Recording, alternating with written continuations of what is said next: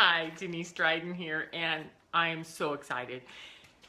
Whitefish, Montana, it's snowing. My favorite time, absolute time of the year. It's my favorite thing to do. So I thought I'd bring the camera out and stand underneath a little bit of a covered porch.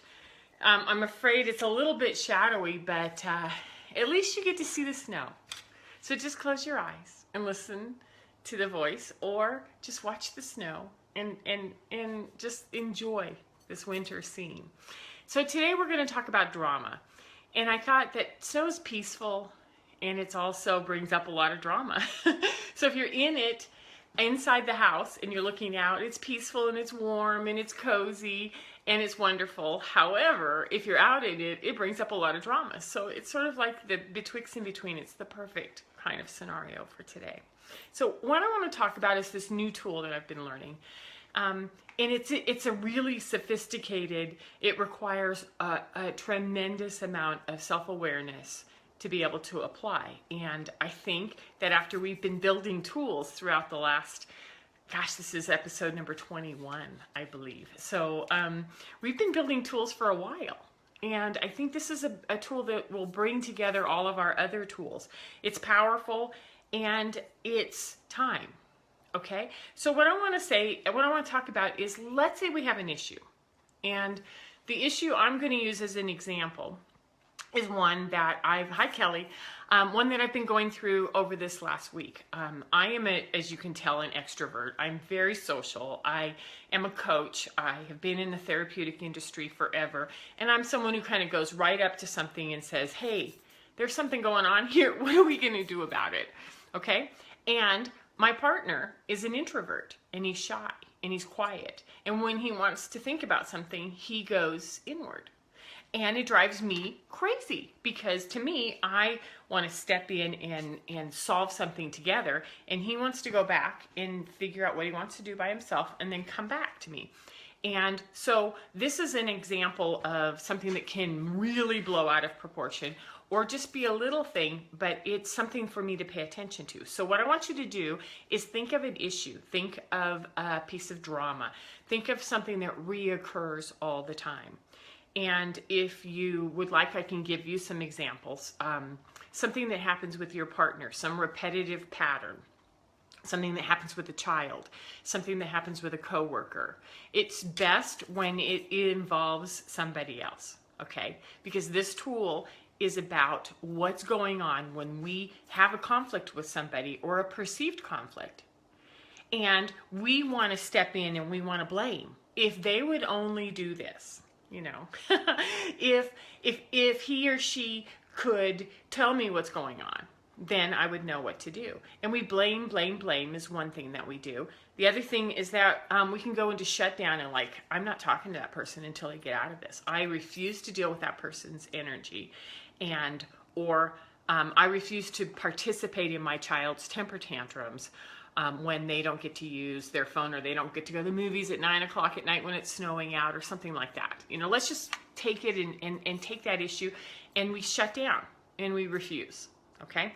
The other one is that we can push into it and we can blow it up. Every single time it comes up, it's one of those huge blow-ups where you start to go after it, and it becomes much bigger than it ever was. Okay, so take that issue. Okay, just focus on it. Hi, Michelle. So glad you joined me. So what we're doing is we're going to take an issue. And with this issue, what I want you to do is say, what if it's not about the issue? What if it's about my relationship to that issue? Do you get that?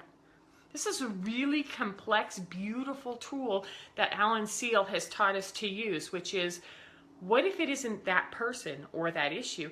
It's my relationship with that issue. So let me give you an example.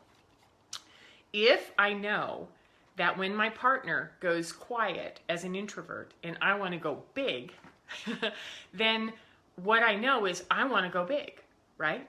I want resolution. I want to get in there and roll my sleeves up and get all juicy and start to figure it out. That's not necessarily going to help. That's my issue, because I'm uncomfortable, because I don't know what to do.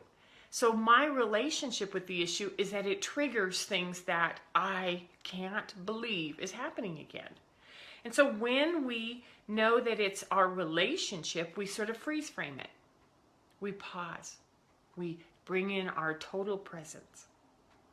We breathe and we go, so if this is happening, and this happens quite a bit, or even if this is the first time and it's thrown you for a loop, take that pause, freeze frame, go into presence, breathe, make sure you're completely aware, and then go, what's my relationship with this issue?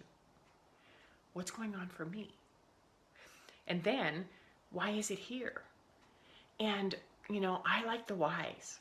Not in the why is this happening to me kind of thing, but why is it here? Why is it right in front of me? What is it asking me to learn? What is it asking me to navigate through? What challenge is it giving me? What tools am I being invited to use? How am I going to remember to be that kind of contained adult that doesn't go into reaction? It's huge. So what information does it hold for me? What is it asking me to be? And so the only thing that we can do as human beings is take care of ourselves. We can't make that person get the issue. We can't make our adolescent who's mad at us because of Saturday night change. What we can do is find out why we get triggered and what we're going to do about it. So as promised on Facebook, some of you know, some of you don't know, I am a tarot reader. And I've been practicing tarot for about 7 years, and I work with the Osho deck. And I put 3 cards, and I thought I would just show you. So if you have a journal, or you have a divination tool, or you have something that works for you that you can go to and sit down and really spend a few minutes saying, what is my relationship with this issue? So what I did was I took the traditional 3-card spread, okay? I usually do 5, 3 across, top and bottom, action, below, moving up, and outcome. But with this one, I just stuck with the 3, and I said, so what is this issue? What is this issue all about for me? And then what I do is I go to the left, which it's opposite, so it'd be my left, as if I'm looking at it. And I go to the left and I say, so what's hidden underneath the surface? What is it that's unconscious? What is it that I'm not seeing that's at play here? What is it that's stirring around? And even if you just drew 3 boxes on a piece of paper and wrote down the issue and then said, what's underneath, what's unconscious, what's hiding that I'm not aware of? And spend some time playing with that. And then the other one is, what's out in front of me? What's right in my face telling me, hey, by the way, tap, tap, tap, tap, tap, which of course, if you can see, is the fighting, which is my card that every time I get it, I go like, oh, here we go again. Because what it tells me, it's the knight, it's the mental knight of swords. It's when we get stuck in our head and we do these repetitive stories and we start justifying what's right, what's wrong, who's to blame, what we need to do. And so I know straight off the board that I'm being asked to a higher level of maturity. I'm coming into some wisdom that if I can use this tool will dramatically change my life. That there are possibilities available for everything. Sorry. Duck down and put it down. There are possibilities of what I can learn once I know what's hidden, and that the sun's coming up. And what it tells me is that it's going to be okay. You're going to figure this out, or you're going to ride with it and it will reveal itself, and I will know what I need to do next. And then the third one is, what's in my face? What prevents me from being that kind of partner when I get triggered? Well, I go into this mental reaction, which is my stuff from when I was a little girl. What did I do wrong? Oh my God, I have to catch this. What if I make a mistake? What if I don't understand? And I start looping, which triggers me. Once I know that, then it's like, okay, so my little girl's really triggered right now because the person I love is being really quiet. I can't reach him, and I need tools. So the tools are, what do I need to understand about my relationship with the issue? What wants to happen, and what are my real options for using this tool? So once I know that I've got some wisdom and I can separate give myself a little space from that issue, then I have lots of tools. So I invite you to get a piece of paper and play with it. Put down the issue, go to the left and find out what's hidden, go to the right and find out what's in your face, and figure out what your relationship is with that issue. And it's interesting because as I bring a topic up, I wasn't sure Sunday, Monday, Tuesday this week, what the topic was going to be. However, I worked specifically on this with two of my coaching parents in relationship dynamics. And I was like, well, there it is. And then, of course, I have all sorts of real life scenarios going on at home. So here we go. Our relationship with drama, our relationship with the issue. These are the kind of things I do as a coach. If you want more information, go to DeniseDrydenCoaching.com. Have a fabulous Sunday and enjoy the snow. Okay? Take care. Bye-bye.